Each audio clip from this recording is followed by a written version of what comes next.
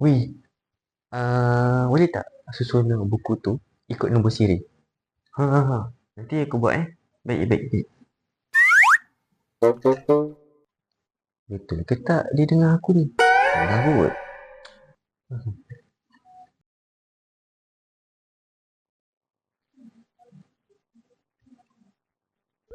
Ha, ni macam Eh, kau dah siap susun ke?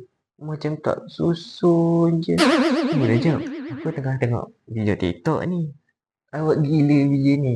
Santai lah, santai lah. Aku buat juga. Okey, baik, baik, baik, baik. Kacau lah kau ni. Wah, kau ni video tu lagi penting daripada kawan yang tak tolong Betul, betul, betul. Apalah kau ni. Bukan apa.